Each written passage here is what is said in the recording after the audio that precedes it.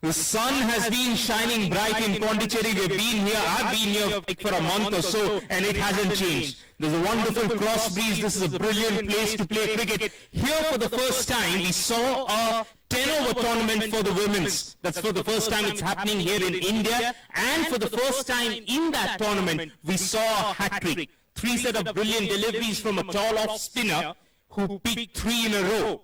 But we've got someone with us today, Shweta Mishra, who's the head coach of the women's team here in Pondicherry. She'll shed a little more light into that hat-trick. Shweta, first of all, welcome to this little chat. This is a wonderful setting. I think you've been in the sun for long enough to go through this. For me, it's a little difficult. Tell us, right at the start, when Gautami Naik was bowling, what was the difference? In the first game, she looked entirely different. And then a couple of games later, she has a hat-trick to show for. So, Babashish, in the first game, what happened, Gautami was bowling a little shorter. And as the wind also blows across here, she was bowling onto the leg stump also and a little shorter. And she was not understanding where to bowl. So we had a bit of a chat that, she should be bowling a little outside the off stump and the ball should finish on off stump after it has spun.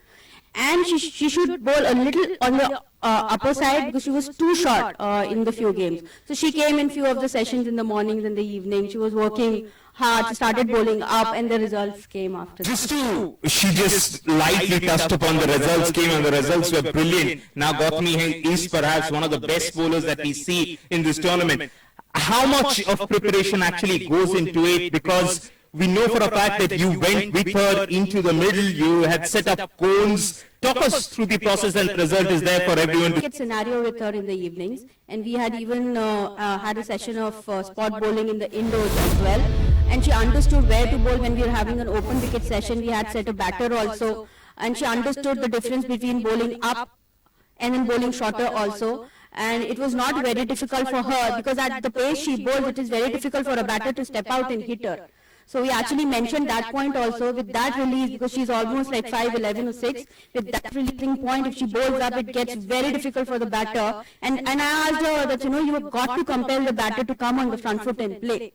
And she actually started doing it well in one of the practice sessions. It took her some time, always, it does take some time for a bowler to understand what they're doing. But then she got it, like one of the sessions in the spot bowling. She got it and obviously she got ahead. Overall, see, water, when we talk about the symbolism of water, water is the giver of fertility. The symbolism of water as in a universal undertone of clarity and fertility altogether. Now for someone like Shweta, who's from Bhopal, the city of lakes, she has come here, spent about 5 years of her life coaching and now has almost nurtured the very fabric of women's cricket in India. That's why this story hits pretty well. Shweta, just tell us, how did you hear first, how different this entire kingdom of cricket was, and now to see these girls play a top-flight tournament, a 10-over side tournament, how satisfying is that? So when I came here 4 years back, I got a call from the association. They gave me the opportunity to coach the under-19s and the 23 side for the CAP. I was delighted. Knowing, I'll be the head coach for one of the teams. And I wanted to work. I've been coaching. I was coaching for a year and so with the under-14 boys. But I did not get an opportunity to coach the state side. So when I came here, actually, we just had one of this ground. The setup was very small. And I hardly had any girls to play cricket. Because the girls had played no cricket at all in their entire lives. And when I saw them play, it was shattering. It was heart shattering. Because, as a coach, you want few good players in the side. But literally we had to start with, just how to hold a bat, or maybe just how to hold a ball and bowl in the right areas, that is all. From there till here, yes, it has been a tough journey for us. But obviously CAP has been very supportive in terms of, giving us the camps, providing us with the tournaments and the grounds. And the assistant coach and the support staff, they've been very supportive also. So yes, we've come a long way.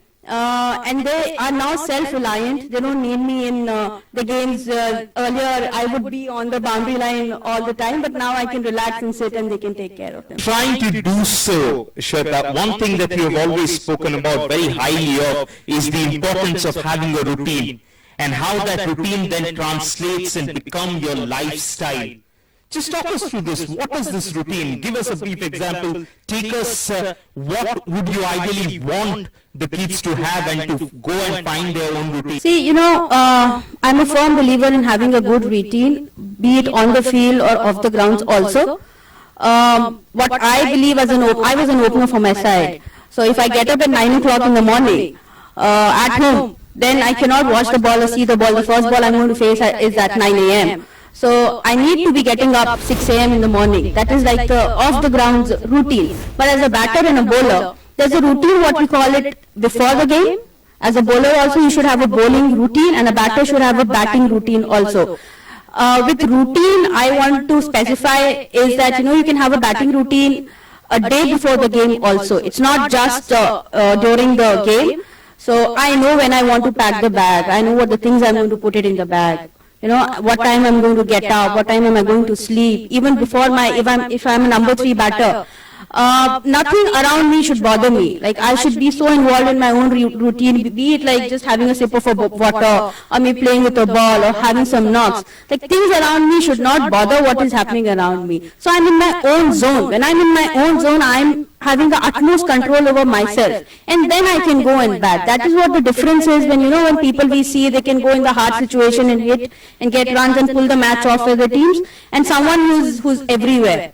So yeah, we do believe in having a better routine, and I'm happy that the girls are following. That question will be that you're also a firm believer in developing characters rather than just developing cricketers. That's something you've almost ingrained here in the women's cricket in Pondicherry. Just shed a little more light onto it. Really important more than anything. If you have a good character on and off the field, you can pull off any situation. Be it a tight situation in the match, if you have a good character, you can be calm, nice and composed, and you can win the games for your side. Second thing, what I like about having a good character, in my team what I see is that, they're very disciplined. They're extremely disciplined. They're always on time. They're never late. So, character actually develops good cricketers. If you show good character off the grounds also, we can actually see it on the grounds also. Do you ask them to actually fold their clothes and keep them nice? Yeah, I do that. Because, if you're more disciplined, if someone is getting out, and she comes to me and say, that I score 30 runs and then I just get out. I throw my wicket. So I just ask them, do you fold your clothes properly? And then the answer is no. I say, you go back and fold the clothes properly. Maybe you'll be more disciplined in your batting also. For passion she carries with the role of coaching. I just went through your Instagram profile, and one post said that this is the job that you have dreamt and admired always, and you're ready to do that. 5 years you've spent here, all passion, all hard work. What are your immediate, if not immediate, your future goals in terms of coaching? Where do you see yourself in a couple of years' time? And if all goes well and the talent and the hard work that we see right now, where do you see these crop of creators from Pondicherry, these girls go? We have actually come a long way. Where we were 4 years back and where we are right now. We qualified for the elite in one-dayers. So that was a big achievement for us as a new state in the BCCI tournaments. I would really like to qualify in the T20 as well in the coming tournaments. Like we're having a T10 tournament, we can surely qualify this year. I hope we do. Few of my girls are in challengers also. They're playing the Challenger Trophy. They're in the NCA also. I want a couple of more players to get into the setup where, they go to NCA camps, they learn more, they grow more, because, the more players go there, when they come back here, it sets a different example to other players also. So even the others get an idea of, okay, this is the professionalism I need to have in my own game. That is why this girl is there. So surely I need few of my girls up there, and why not? The T20 is coming up so well for the women's in the country, maybe few in the IPL teams also. Like that, we cannot end it on a better note, right? That this is Babashish Nanda. We had a little chat with Shweta, and hopefully her good work continues. This is us both signing off from the Kingdom of Cricket here in Pondicherry.